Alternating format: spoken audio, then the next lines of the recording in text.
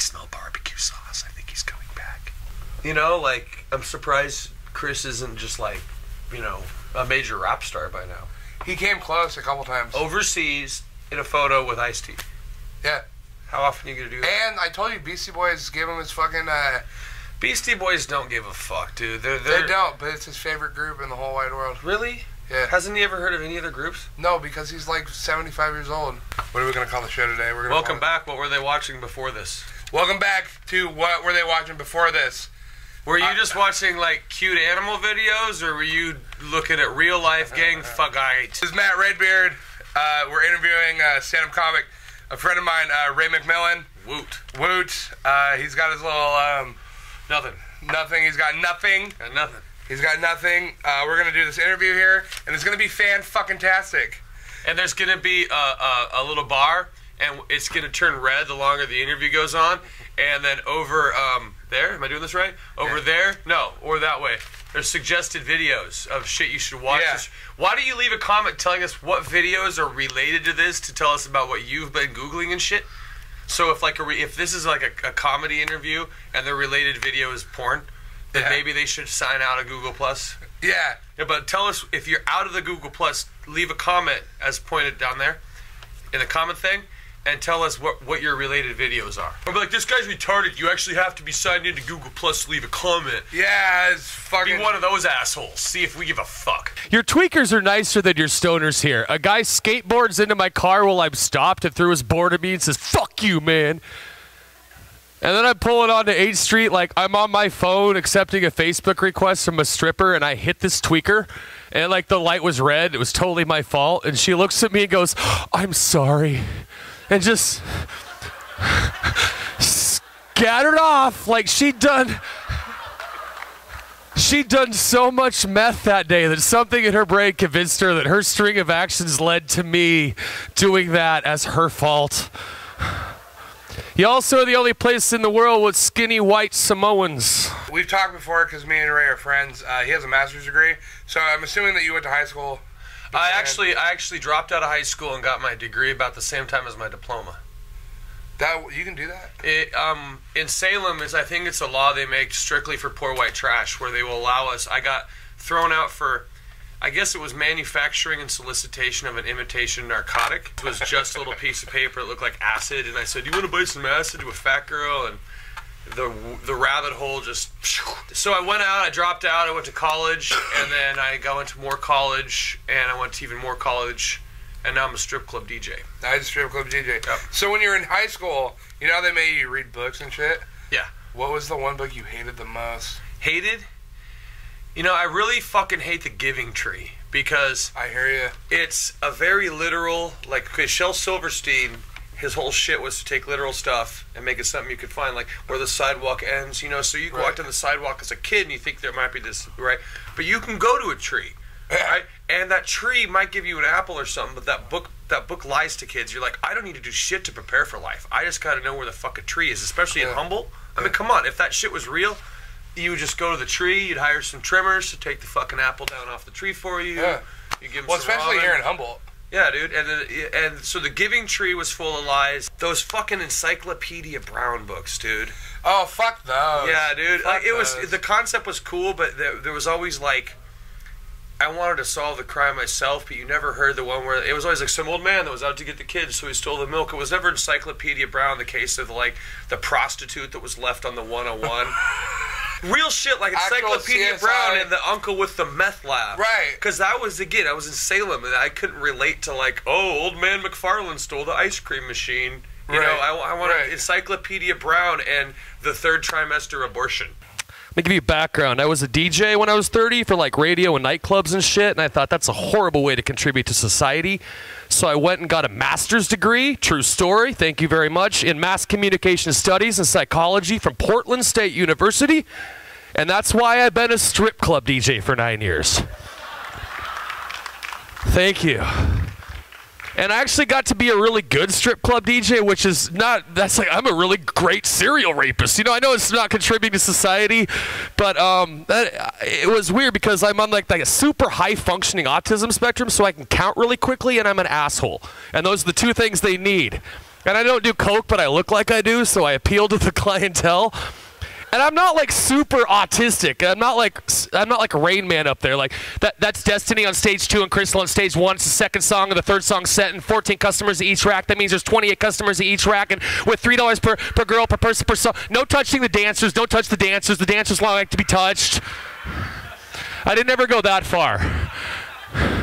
But I did learn a lot of things. I'm almost a stripper. I'm one Hello Kitty tattoo away from never talking to my dad again.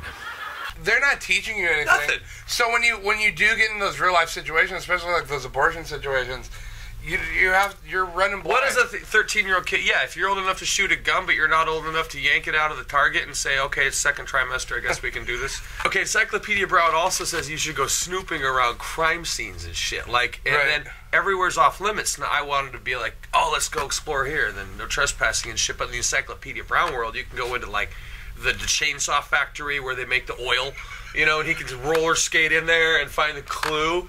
So it wasn't even teaching kids to do things the right way. It was like Encyclopedia Brown goes to the fucking cops like he should. I know it because I know Ray, but some of his best friends are Ray. He is a DJ, a strip club DJ.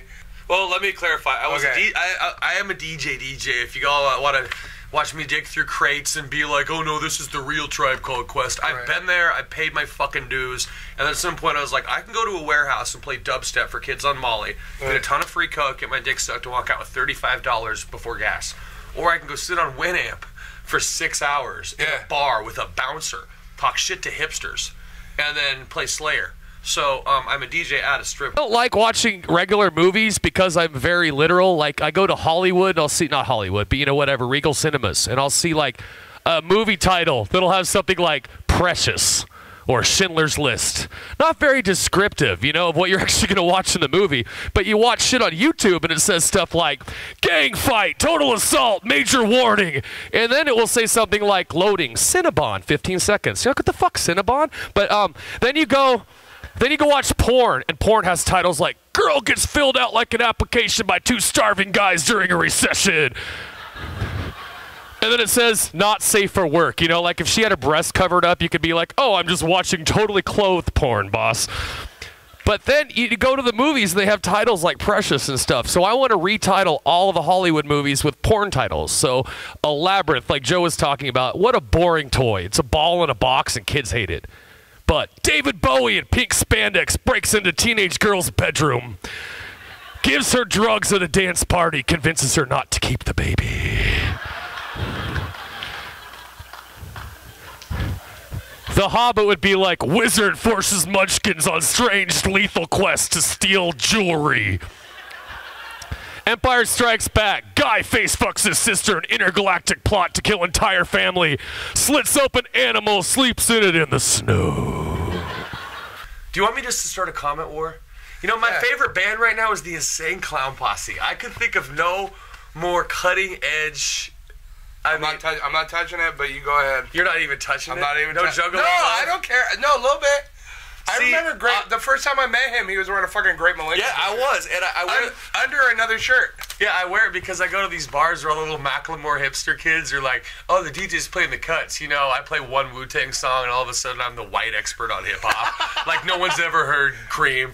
So I'm playing the Wu-Tang song, and I get these hipsters that kind of like hang around the booth and like try to look cool. And that's when I unzip it and I have the Great Malenko t-shirt.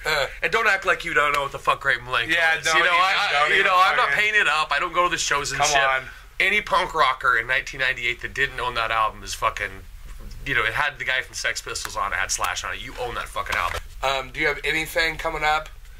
Yeah, we have a company called 1 Hour Pharmacy Entertainment, ONEHOUR Pharmacy. Fucking YouTube it, or 1HRX for short. And we just put our website back up. We got a bunch of articles from Savage Henry, from Exotic Magazine, the other magazine I write for in Portland. It's a stripper mag. And we have a couple events that we put on too. We have You Can't Do That on a Stripper Pole coming up on April 1st, which is it's an April Fool's stripper pageant, because in all these stripper pageants in Portland, we have tons of strip clubs, and they do these like Miss whatever, but there's too many rules. Okay. And girls are always trying to like walk that fine line. But in our pageant last year, we had an actual pregnant stripper, and not like 3 months. I mean, pregnant. Eight fucking months up there on the pole. We had a girl that did like a transvestite set. We had a girl that came up and did like an Alice in Wonderland, so she was shrank, but she did all these drugs, so she had like a giant Coke straw and fucking pills. So basically all the girls are allowed to break the rules and do whatever the fuck they wanted. One girl gave birth and then ate the miscarriage on stage. It's a classy event. It's a family event. That didn't happen. Yeah, that was Delaney. From Delaney in Paris. But she wasn't actually pregnant. No, she wasn't. Well, okay, cool. With her, I don't know. He was showing me some videos with this lady in it, and hey, that's my daughter. You can't talk about her. I'm not talking about her, but you got a fan. You got a Twitter. At Statutory Ray. It's my slave name. No, I'm not a rapist. My dad was a lawyer, and it was a bad pun. His name's also Ray. But my buddy from Oakland's all, hey, yo, same thing happened to my friend. Why didn't they just call you Ray Ray? And I'm like, Kevin, I'm white. Like, that just doesn't. Like, everyone knows Ray. Third YouTube comment war, if you're a white guy named Ray Ray, I want to know you, and I want you to add me on the Facebooks. Ray Ray be cray cray. But the Facebook said I can't add any new friends, so I should post that Drake song. You should. Friends. Drake got banned from adding people too, because I changed accounts, so I'm Ray Hazmat with 2 T's, McMillin, or Ray McMillin. I's the only vowel, like Illin. Like if the Beastie Boys were McMillin, there's no O's or U's, just Illin with an MC in front of it. Like if the Beastie Boys worked at McDonald's and had a Sunday, it'd be the McMillin. Okay. So I'm not Ray McMillin. My picture looks just like this, a white guy in a beanie. So there's 500 of me on Facebook. I don't even know why I'm pitching this. Just go to my fucking website, onehourpharmacy.com. Onehourpharmacy.com. Or talesfromthedjbooth.com is talesfromthedjbooth.com. linked in there. It's LinkedIn. What you people don't know. What do you mean, you people? Okay, there's 2. I see what you did there, Ray. Did that. You did, ginger fuck. Dude, don't be hating. I'll jump around on your ass. He's our distro chief for Portland, but he's our district chief Oregon. For all of fucking Oregon. He comes down once a month and picks up how many magazines are you 4,000. 4,000. In a Hyundai with 300,000 miles on it, and I still get laid. Is there another way to say the word comedian? Is it just, I don't know. Comic. No, we need a new euphemism. Like, I'm not a rapper, I'm an MC. I'm not a comic, I'm comment that. What can people... Oh! Yeah, dude. In the comments, we're taking comedian and we're like putting it. That up. Word's offensive. That's the scientific. That's the scientific terminology. Let's get a new one. What's the new one? What's the new one? Everyone, tell me. Joke sayer. No. Don't even think. Don't even worry, because somebody. Line spitter. Somebody is going to figure this shit out and put it on, and then we're gonna know. SUC? I just did a Fox Meet because this is how Fox Meet explains stuff. Totally. He totally does. Totally. When it comes to comedy magazines, what's your favorite one? Mad. Oh, you want me to say Savage Henry? I'm just gonna leave it at that. We're done. Chris is gonna be pissed. What does Ray like to read? When I am reading a comedy magazine, I prefer to read Savage Henry Independent Times. We're done. Thank you, Ray. Thank you.